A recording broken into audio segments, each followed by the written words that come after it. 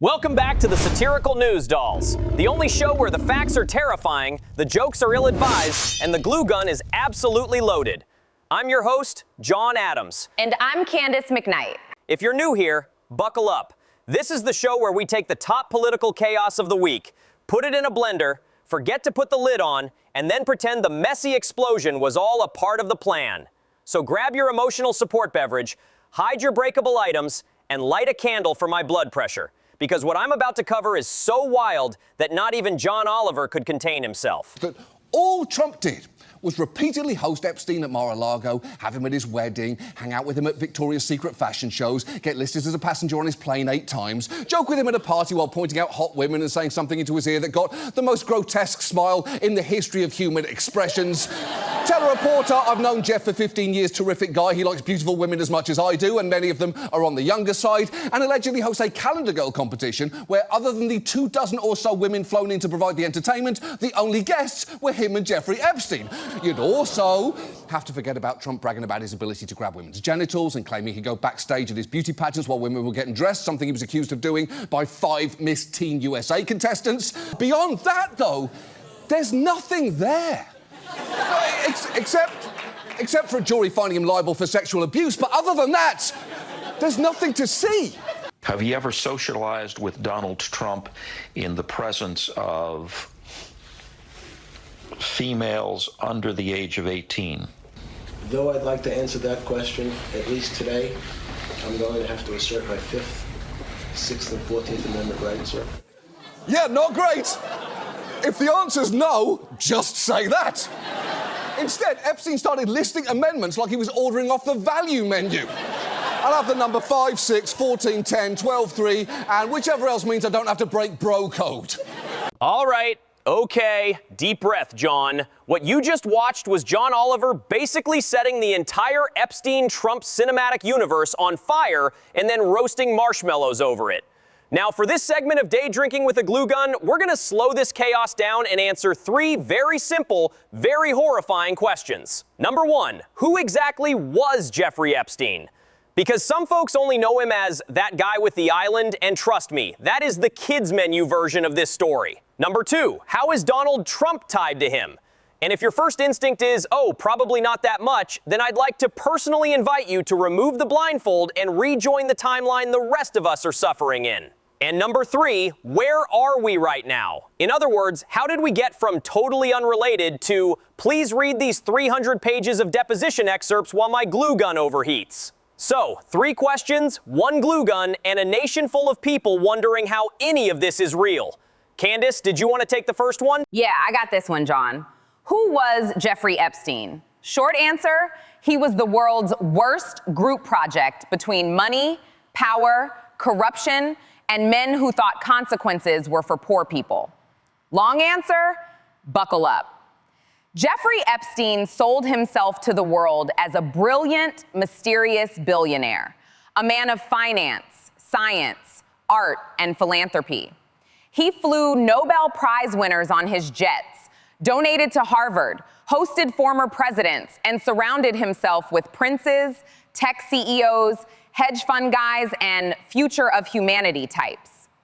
But when the FBI took a sledgehammer to the door of his $77 million Manhattan townhouse in 2019, what they found wasn't a misunderstood genius. They found the crime scene of a predator.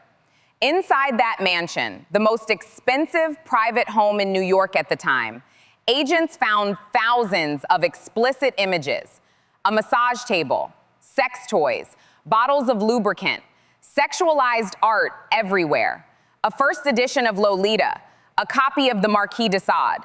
This wasn't quirky taste. It was a mood board for abuse. And it got worse. There were CDs and hard drives stacked like they were worth more than gold. Security cameras in room after room, with victims later saying there were hidden cameras as well, all feeding into a central surveillance room. So this wasn't just a pervert with money. This was a man who may have turned his entire life into a surveillance trap.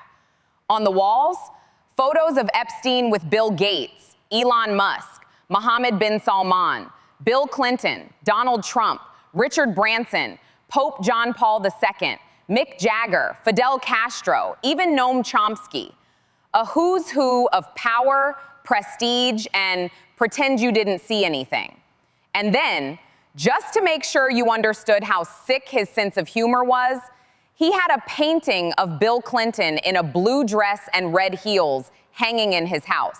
Because what's funnier than weaponizing public shame when you privately live off other people's? And that New York townhouse, that was just one piece of his empire. He owned a private island in the U.S. Virgin Islands, Little St. James, Epstein Island, where staff and victims said rich men and powerful guests mingled with young women and girls. He had another island nearby he was developing, a palace-like property in Palm Beach, a huge ranch in New Mexico, a Paris apartment near the Arc de Triomphe. He wasn't just rich, he was mobile. 2 Gulfstream jets, a Boeing 727 nicknamed the Lolita Express, helicopters, a convoy of SUVs. If he needed to move victims, friends, or leverage, he had options. On paper, he was a financial wizard. In reality, no one could explain exactly what he did.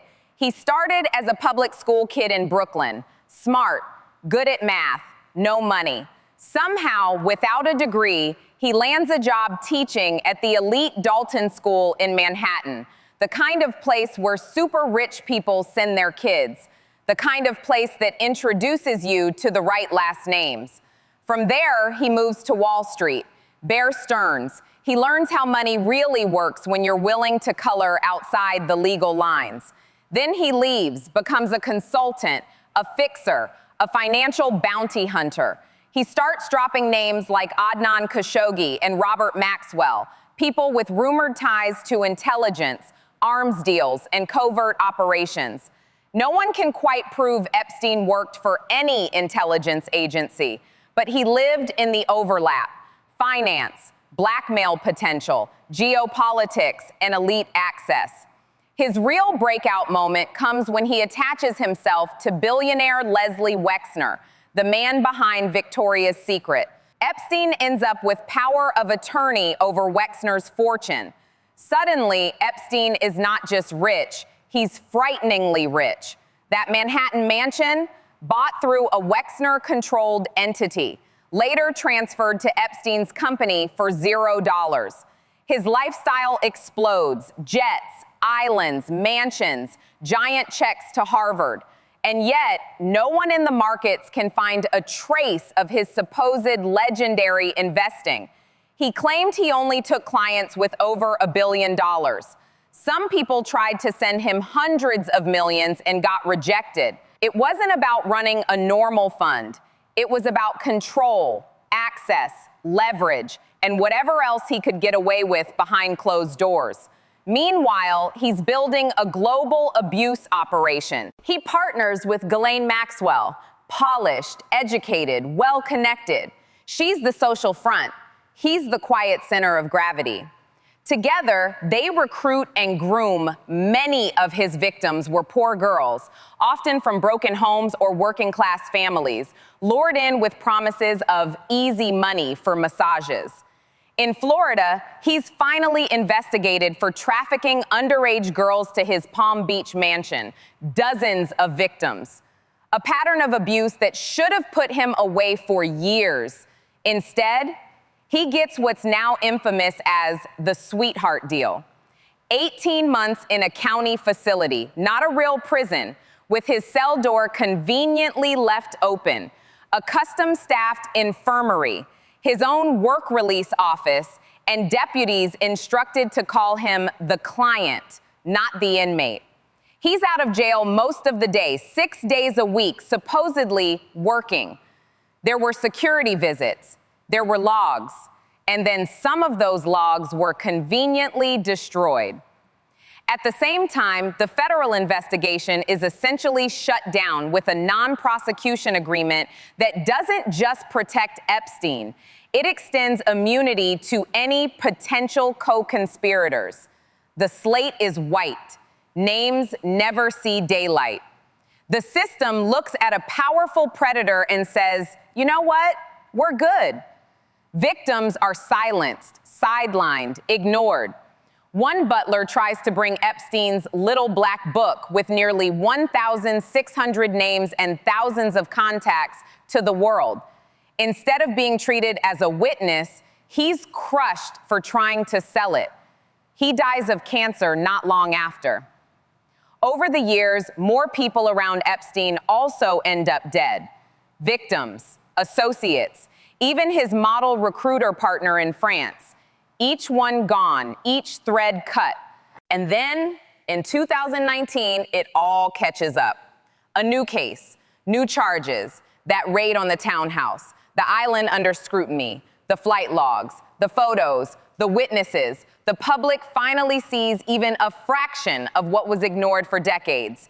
And then he dies by suicide in his cell. Cameras fail. Guards fall asleep. A second autopsy says it looks more like homicide. And the world goes from, what the hell is this, to, of course it happened like that. So who was Jeffrey Epstein? He wasn't just a rich guy with bad morals.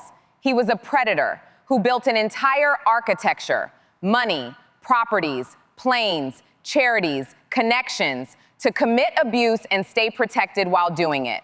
He moved among presidents, princes, scientists, moguls, and celebrities. He collected powerful people like trading cards. He surrounded himself with young women who were disposable to him and invisible to the system. He weaponized wealth. He exploited inequality. He hid behind institutions that were supposed to stop people like him. To some, he was a party host. To others, a philanthropist. To the powerful, a useful friend. But to his victims, he was a nightmare with a private jet. That's who Jeffrey Epstein was. And the fact that we still don't have the full story, the full list, the full files, the full truth, says less about him and a whole lot more about everyone who benefited from keeping his secrets.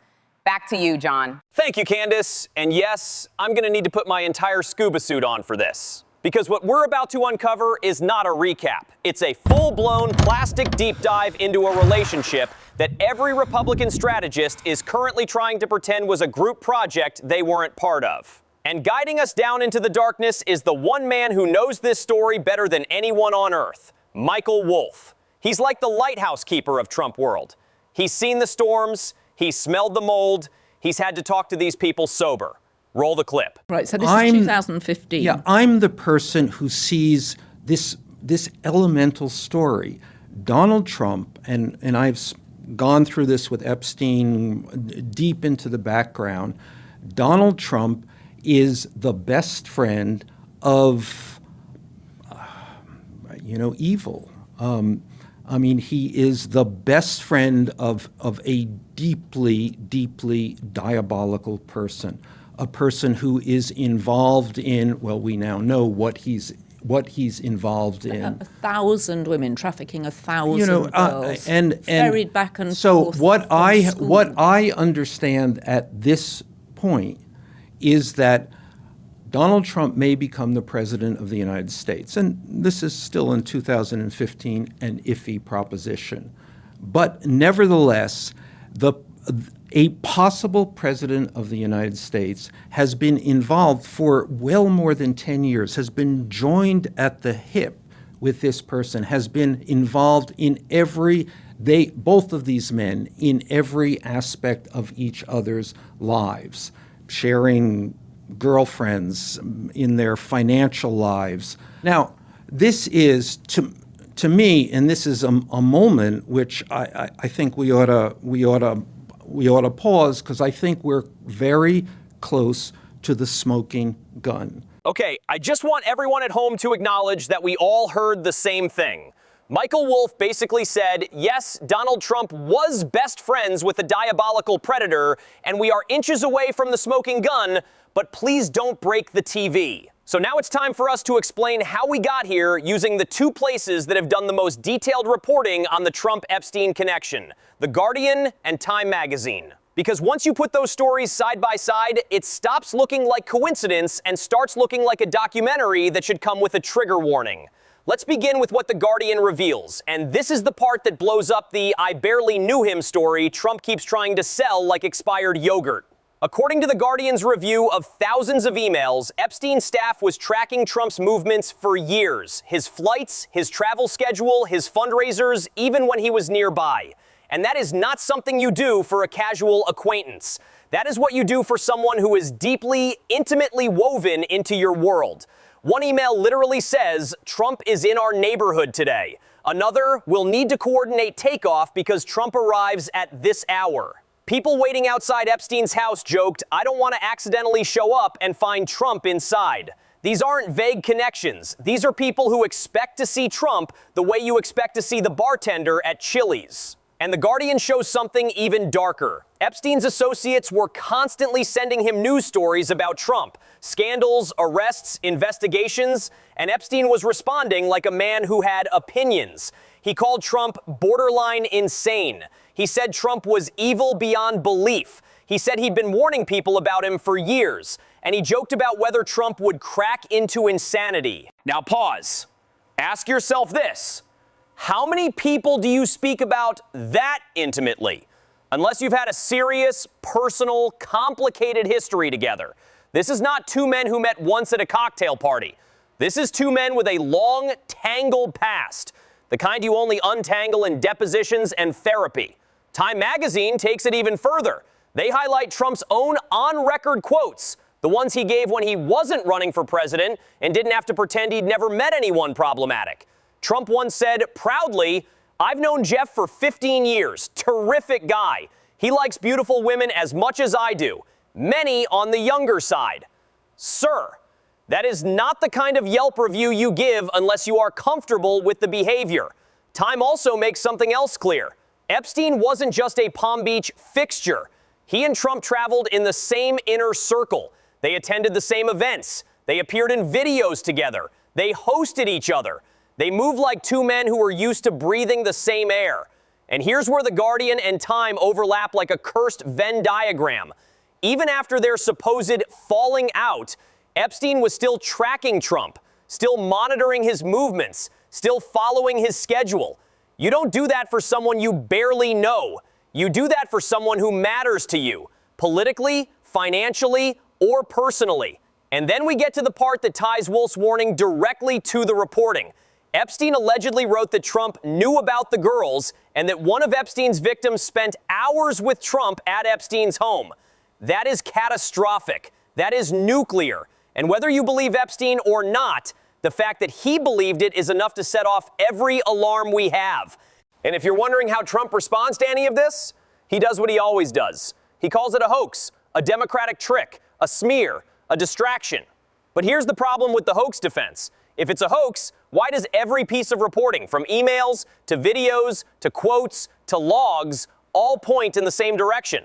If it's a hoax, why did Trump talk about Epstein like they shared a punch card at the same massage parlor? If it's a hoax, why do Epstein staffers talk about Trump like he might walk through the door in any moment? If it's a hoax, why is Michael Wolff basically on television screaming, "Hey, hey, this man and Epstein were tied together for years, financially, socially, personally, and we are inches away from the smoking gun"? At a certain point, calling everything a hoax is not a defense. It's a cry for help. So where does that leave us? It leaves us in a place where Trump is running for president again, where Epstein is dead, where victims are still waiting for justice, and where the only thing standing between us and the truth is a giant wall of denial built out of private jets, lawyers, and wealthy men hoping you forget everything you just heard. This is why we need the scuba gear.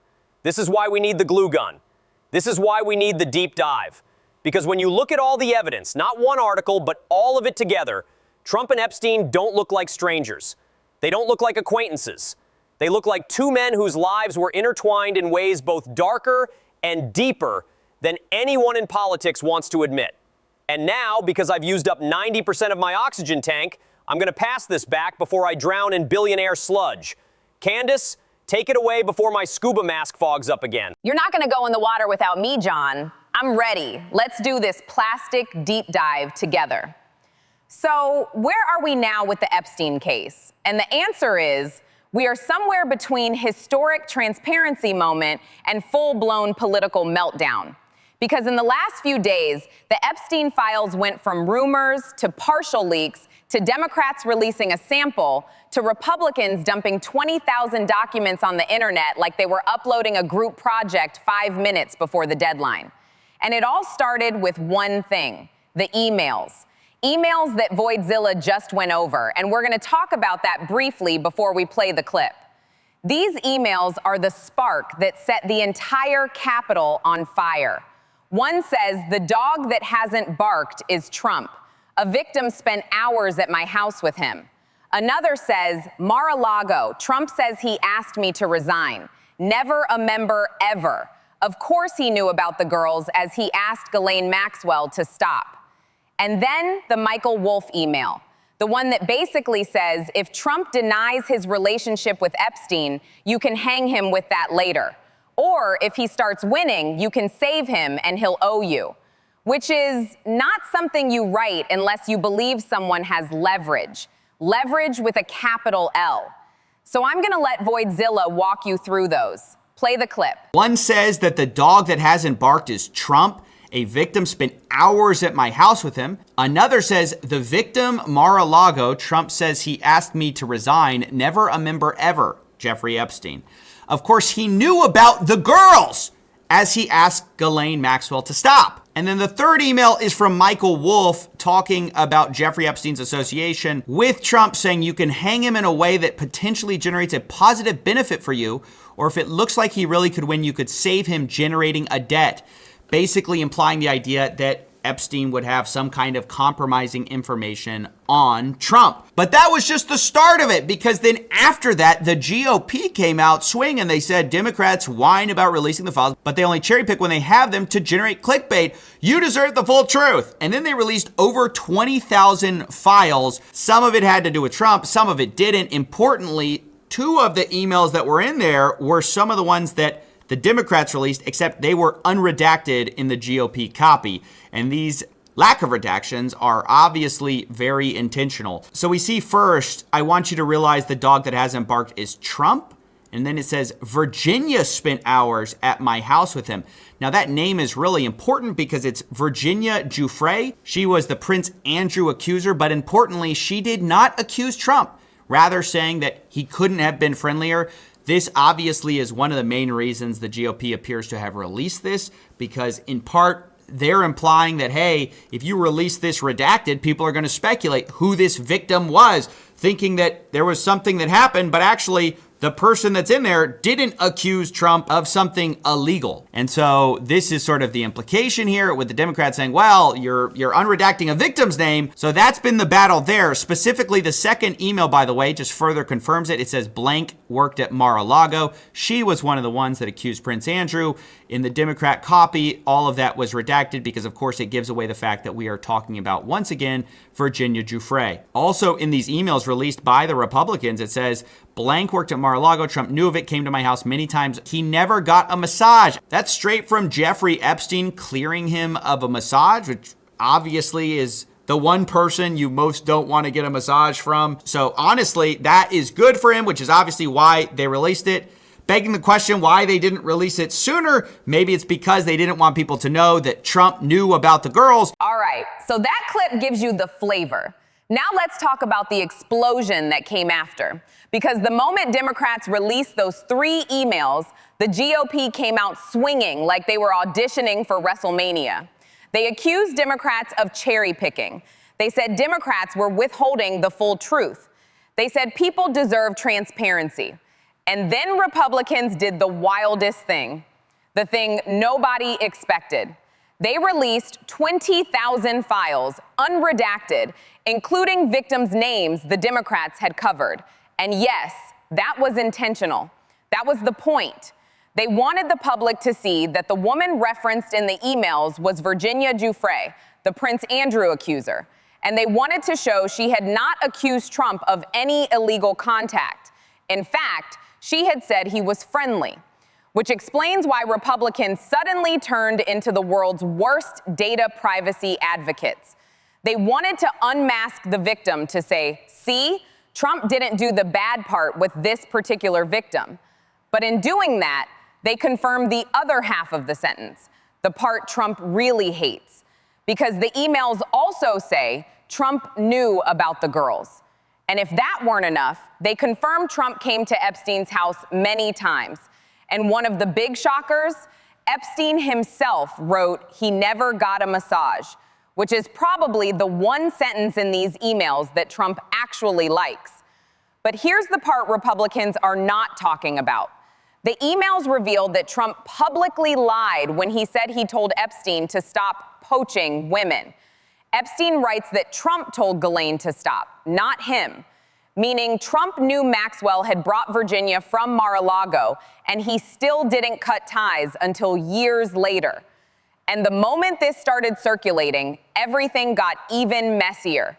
Because now the question isn't only, what did Trump know? It's, why is Ghislaine Maxwell, a convicted sex offender, getting treated like she's in a spa instead of a prison? We're talking about a woman who is supposedly doing time at a minimum security facility, nice enough to have yoga mats and sunshine retreats. A whistleblower says she's being waited on hand and foot. She has a puppy, and she's getting interviews from Todd Blanche that look like they were shot for a campaign ad. Why does a trafficker get special treatment unless someone is terrified of what she might say? And then, just hours after this story broke, Donald Trump personally called Representative Lauren Boebert, asking her to withdraw her support for releasing the Epstein files. He called her directly to stop transparency. Meanwhile, Bondi, Blanche, and Patel were scheduled to meet about the files the same day.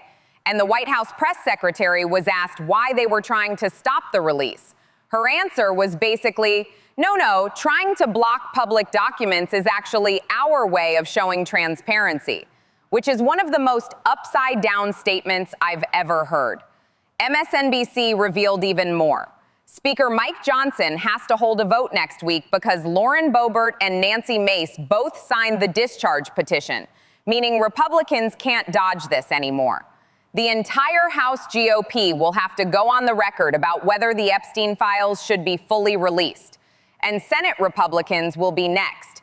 And according to MSNBC, White House officials literally called members of Congress into the Situation Room to pressure them not to sign, which is an insane use of national security resources for a court file. And then there's the part where Trump ended a press conference the moment a reporter asked about Epstein, something he normally never does.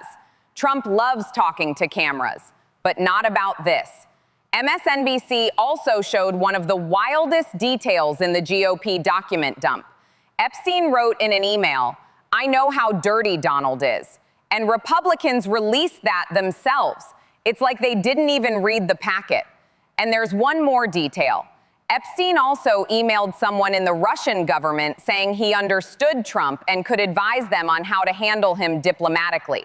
Whether anything came of that, we do not know. But the fact Epstein positioned himself as someone who could speak Trump is a window into how deep he believed that relationship was. So where are we now? We are watching the political right fracture in real time. We are watching Democrats push for transparency, Republicans resist transparency, and Trump panic dial members of Congress to stop transparency. We are watching Ghislaine Maxwell get treated better than most minimum security accountants.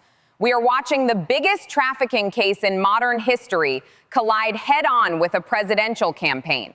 And we are watching a White House act very, very suspicious for a group of people who say they have nothing to hide. That's where we are. It's messy, it's political, it's explosive, and it's only getting worse by the hour. We are now 355 days away from the midterms, and tonight, after nearly 43 days, the government is set to reopen. The House passed the Senate-approved funding deal, and President Trump signed off on it earlier tonight. But of course, the big news of today centered around Jeffrey Epstein and President Trump. Let's start in the House, where Speaker Mike Johnson finally swore in a new Democratic congresswoman from Arizona who immediately became the final signature needed for a discharge petition to force a vote on releasing the full Epstein files. Tonight, Speaker Johnson said he plans to hold that vote next week.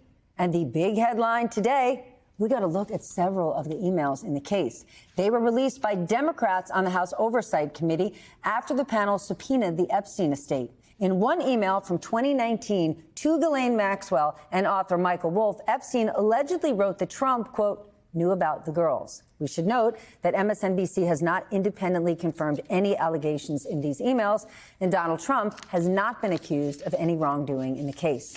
With that, let's bring in our nightcap, MSNBC senior White House correspondent, and my dear, dear friend Vaughn Hilliard is here. Philip Bump, MSNBC columnist and contributor. Max Rose, former Democratic congressman from New York. He is now a senior advisor to Vote Vets. And Mark McKinnon, who is already the best-dressed person on the panel tonight, former advisor to both George W. Bush and John McCain. Philippe, I start with you and these emails. Sure. I understand that this administration continues to say, nothing to see here, except don't look at it, we're not going to show you. What stood out? I mean, lots of things stood out, right? I mean, and these are just some emails. Yeah, exactly. I mean, we spend most of the day talking about these 3 emails, but there's this huge tranche of files, like 20,000 files that people have been digging into. All sorts of names have come up. Larry Summers is in there multiple times.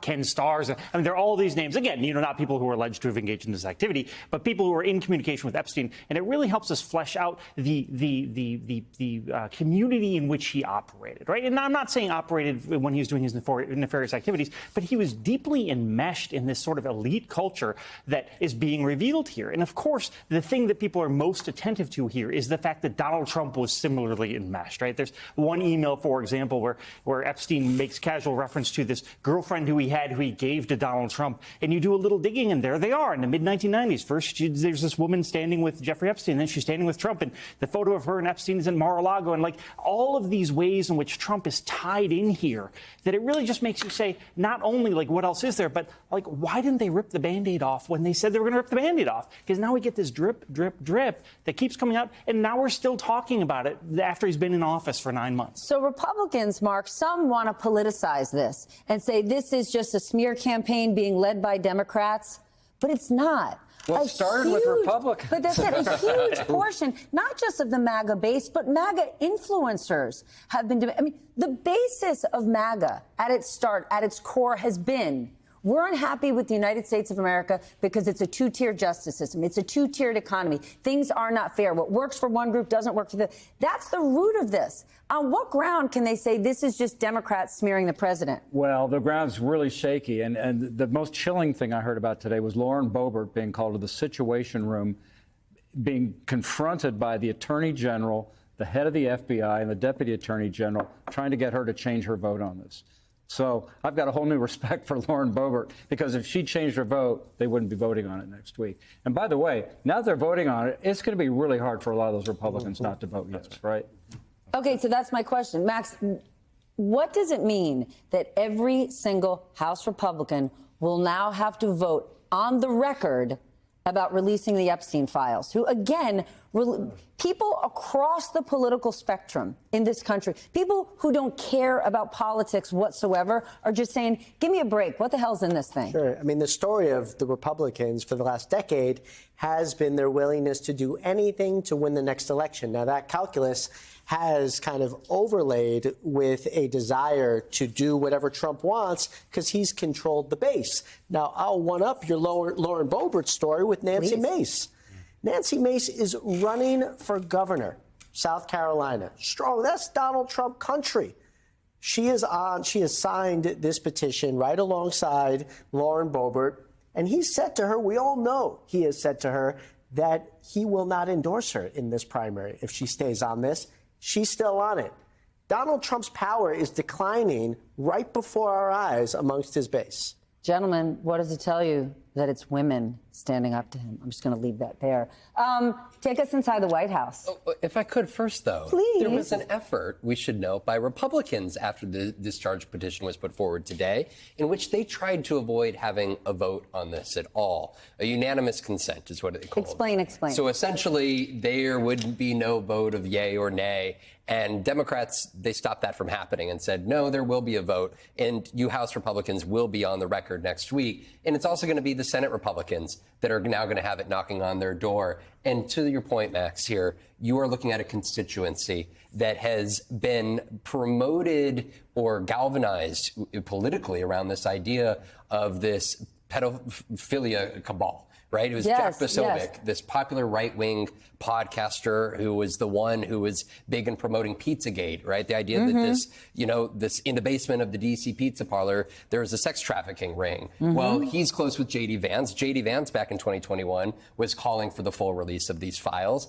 And so here we are. Here is this moment up on Capitol Hill, and now the White House is literally calling these individuals. They're in the situation to have this conversation inside the White House right now. I think it's worth noting. How often does Donald Trump take questions when cameras are welcomed in? He can go on for an hour at a time most days. What did he do tonight after signing the bill to reopen the government? He was asked about Jeffrey Epstein, the end of questions, and the cameras were let out. Okay, do you know what's so interesting? We're going to talk about this dinner that happened at the White House later, right? Donald Trump had this dinner tonight with all these business leaders. I talked to people close to those leaders who said there's going to be a pool spray. They're going to talk to reporters somehow. And Trump would have loved that, being flanked by all these big business people from New York, yet they didn't talk to reporters. Here's one for you. Republicans' response to the emails that Democrats released by releasing thousands of their own.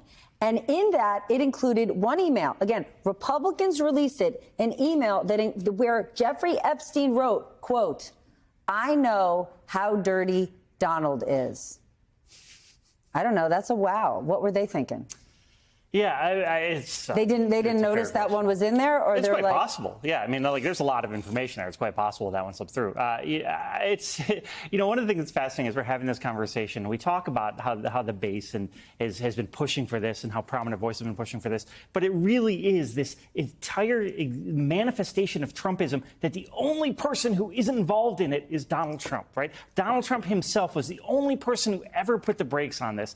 I remember the Fox News interview he had when he was running, and they were asking him, should these files be released? And he's like, well, yeah, probably. And then they clipped out the part where he said, well, maybe not, because a lot of people will get sort of, dragged through the mud if you do. Donald Trump's the only person who he stoked this idea that the elites are bad and are out to get you, that really built up into QAnon and this idea that there's this cabal of pedophiles drinking kids' blood and all these insane things. And he was fine with that. He was fine with that as president. But when it comes to this particular thing, and now, of course, that raises the obvious question, right? Like, if you're Lauren Boebert and you're getting leaned on in the Situation Room, not only why would you change your mind, why would you change your mind today, right? Like, if you come out today, that right? was so much worse. Exactly. Right? For her and them. But combine this, right? So much of this fury over the last 10 years has been around these conspiracy theorists that there are these powerful people trafficking minors. Ghislaine Maxwell is in jail. She is serving a 20-year sentence for crimes, including conspiring to sex traffic minors. And now we've got a whistleblower, while she's now in this minimum security prison where she decides between working out today or playing golf, who says she's working on trying to get her sentence commuted from Trump. Well, I mean... How did we get here? I mean, boy, you just track that down the line. It's pretty obvious what's going on. And I mean, this ends nowhere good. And it's going to be a monstrous distraction for the president. And this is going to go on for weeks, if not months more. I don't think it's fatal politically, because, again, how many people out there are surprised today that Donald Trump was in these emails? I think very few, really. And I think the thing that Democrats have to be careful with is prosecute this to the fullest extent, get them on their heels, but get back to affordability. This is not going to win the election. That is a great point. Can you talk to us about, in the emails, it appears that Epstein is claiming he was advising Russian government officials on how to deal with Trump during his first term. What do you know about this? Right, this is just actually a month before the Helsinki summit there, where President Trump said that he believed essentially Russian President Putin over U.S. intelligence agencies.